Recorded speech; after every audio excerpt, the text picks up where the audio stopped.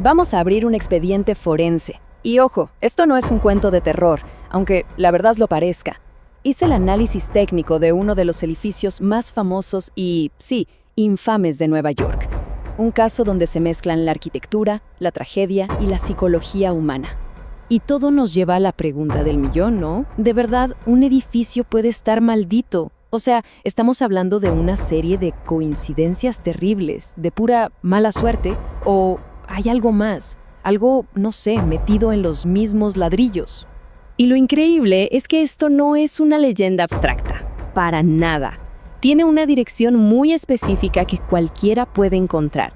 Hablamos, claro, del Dakota, ese gigante gótico que parece estar vigilando Central Park día y noche. Aquí es donde el caso se parte en dos. ¿Qué estamos viendo realmente? ¿Fenómenos paranormales o un caso masivo de lo que se conoce como apofenia colectiva? Es esa tendencia que tenemos de ver patrones donde no los hay, de conectar puntos al azar, ¿saben? Y todo, claro, alimentado por las historias que nos contamos, por el cine, por el miedo.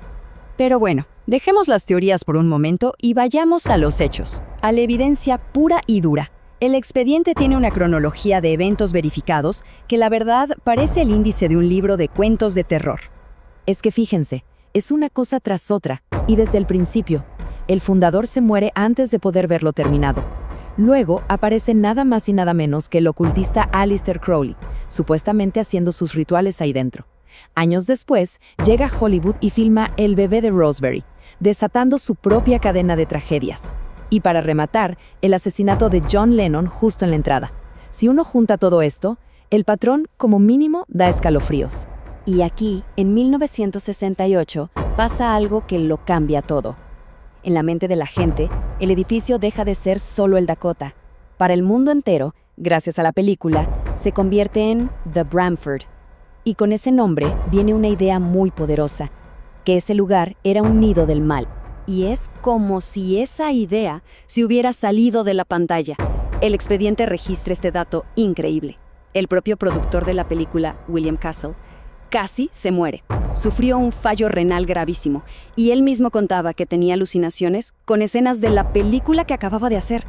Ahí es cuando la línea entre la realidad y la ficción se pone muy, muy borrosa. Ahora, el informe cambia de tono. Se pone frío, técnico, casi quirúrgico. Pasamos al evento que marcó al Dakota para siempre, pero despojado de toda emoción, reducido a puros datos forenses. Y fíjense cómo se presenta la información. No hay drama, no hay adjetivos, solo datos. Víctima, perpetrador, arma, calibre, coordenadas exactas. Es la anatomía de una tragedia. Así es como se desmonta una leyenda para convertirla en un archivo de caso. Pero claro, la historia no terminó en 1980. El expediente sigue acumulando testimonios. La misma Yoko Ono ha afirmado haber visto el espíritu de John ahí, sentado en su piano blanco. Y no es la única. Otros vecinos, de forma independiente, hablan de una niña que llora en los pasillos y hasta hay registros de extrañas fluctuaciones electromagnéticas en el sótano. Es como si el edificio se negara a estar en paz.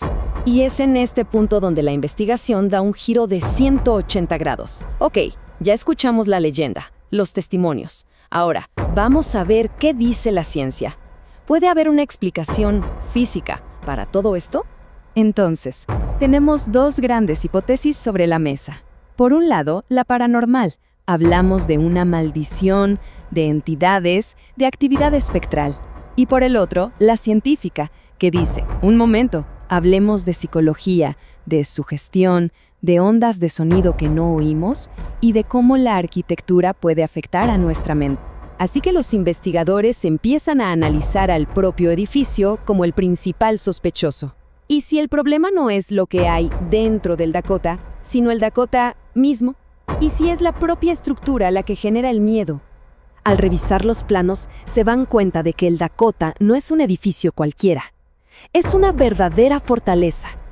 Muros de casi 1 metro de grosor, capas de barro entre los pisos para insonorizarlo por completo.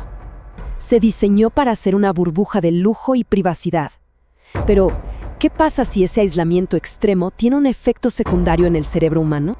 Y aquí entra el sospechoso clave de la teoría científica, el infrasonido. Piensen en esto.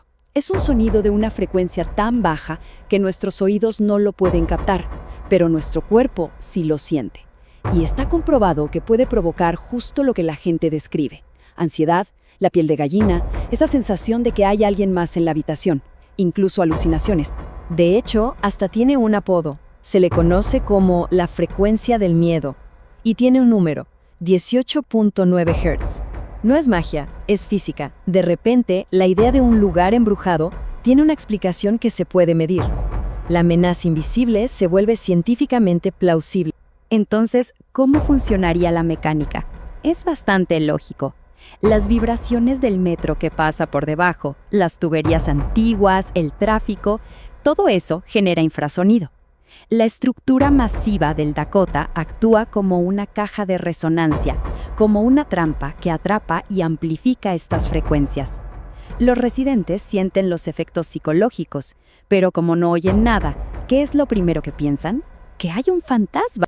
Muy bien, tenemos la historia de terror y tenemos la explicación científica. ¿A qué conclusión llega el informe oficial? ¿Cuál es el veredicto del Departamento de Investigación?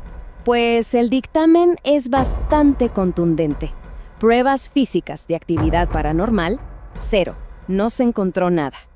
La conclusión se inclina hacia una mezcla de factores. Una alta probabilidad de sugestión reforzada por la leyenda del lugar. Y quizás lo más peligroso, su estatus de ícono lo convierte en un imán para individuos inestables. Pero, ojo, a pesar de esta conclusión, el caso no se cierra. Para nada. El informe recomienda mantener una vigilancia activa, seguir monitoreando los campos electromagnéticos, analizar el infrasonido en los apartamentos con más reportes y mantener una estricta vigilancia en el perímetro. Y este es el punto crucial de todo. A pesar de las sólidas teorías científicas, el caso no se considera cerrado.